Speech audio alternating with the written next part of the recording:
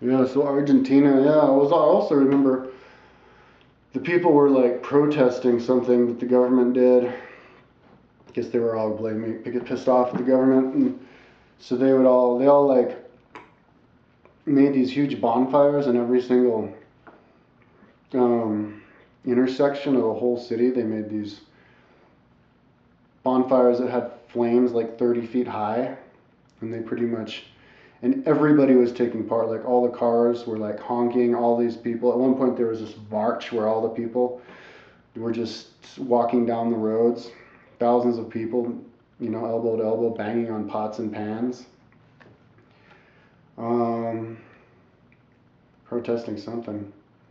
And another point I saw an interesting um, like parade kind of outdoor next to some Congress building. I guess it was like homosexual or transvestite parade. And there was like all these guys standing around with perfect tits, their shirts off, and girls too. But yeah, interesting times there in Argentina. So, anyways, I was there 2 months, and I was like, all right, well, told the institute, okay, well, if you can't pay me, 2 months after, I'll do it. What I'll do is I'll go travel for 2 months, and then I'll come back, and maybe you can pay me then. So I go and I travel. I took the boat across to Uruguay, and I stayed in a hotel in Uruguay. And Uruguay was really similar to Argentina, pretty much the white people, just like Argentina.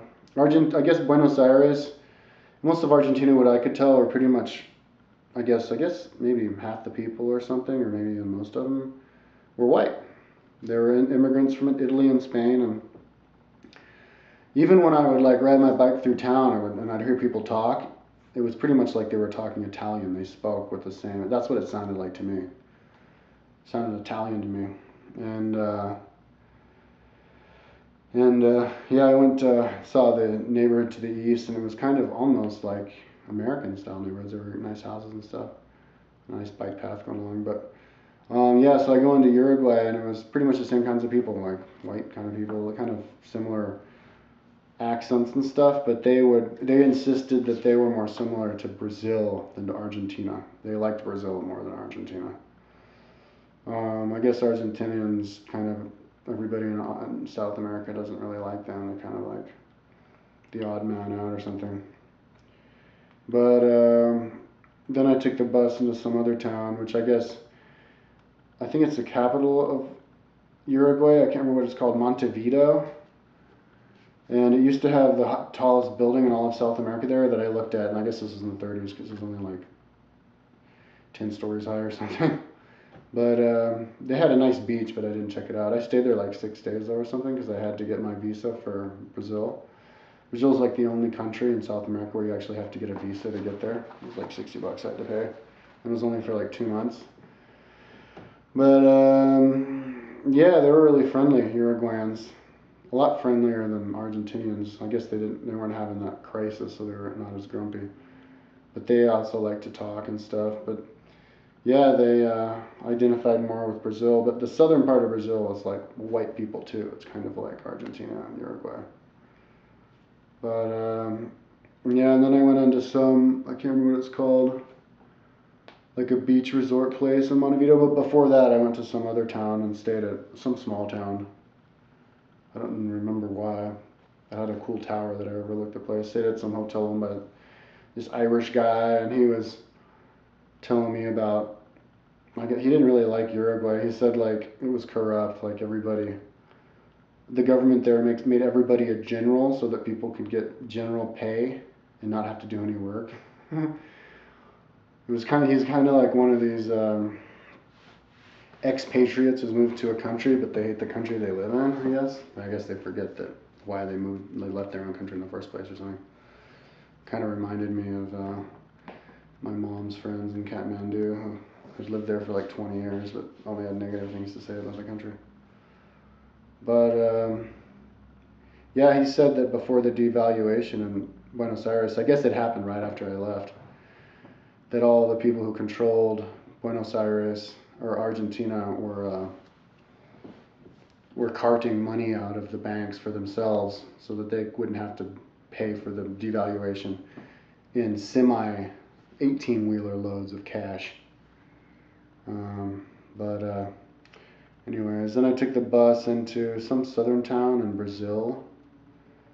And I noticed that in Brazil, the towns were like huge. Brazil's like the 5th most populated country in the world, I think. It's also the 5th largest country in the world by size. It's bigger than Australia. But most of Brazil is the jungle, so all that population is in the cities, and these cities are huge. I mean, I wouldn't be surprised if Brazil has the most cities over 1 million people than anywhere in the world other than America. I remember just taking the bus into these cities and just driving forever across these things. They're huge. Like, they're all as big as Buenos Aires. And I went to one city, and the biggest one, I can't remember what it's called, but it had a really nice pedestrian mall in the center of it, and it looked really upscale. It looked like they were better off economically than Argentina or Uruguay. And they had like a nice train that rolled through instead of the subway down below was up above. And then I took to Florianopolis. I spent a night, and there were lots of prostitutes there. I probably should have hired one. I didn't though. And there was a nice surf beach there though, but I didn't surf there. And it was like in its own little island. And I went to another couple towns, just kind of like staying in the town and walking around it. And there was really good food. I liked the food in Brazil. The food in Argentina was pretty good, but it was like more fried, whereas the food in Brazil was just really healthy, wholesome food. Like vegetables and all this cool stuff just thrown in there in big portions, and it wasn't as expensive. I got a cool vibe from Brazil at the beginning. It was cool. Then I took the bus into Sao Paulo, which is like this giant city. I guess it's one of the biggest cities in the world, like almost 20 million people. Right up there, a little bit higher altitude, right in the desert. I mean, right in the jungle.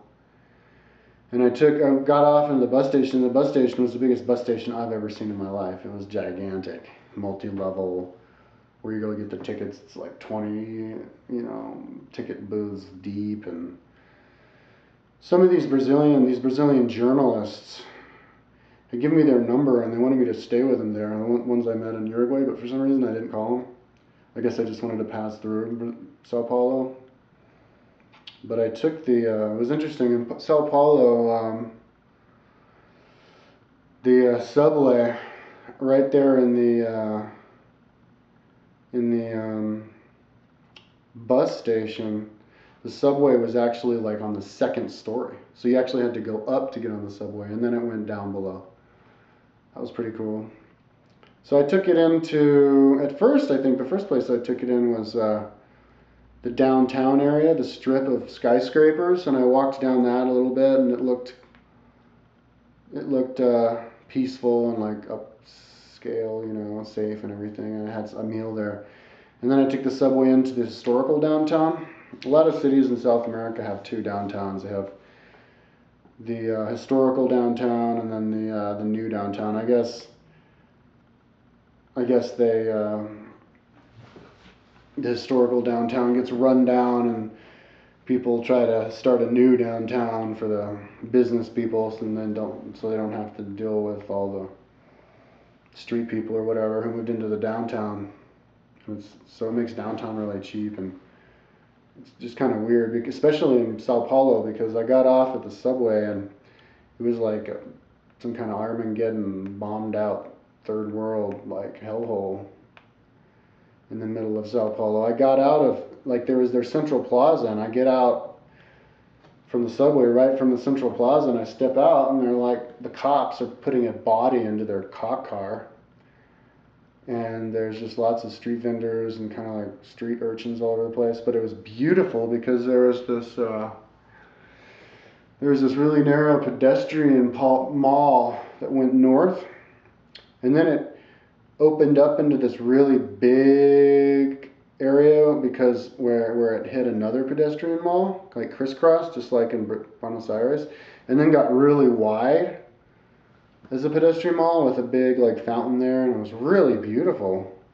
It was a great downtown, but it was just deserted, kind of. There were no people. There were just like street people there, and it was kind of a bummer.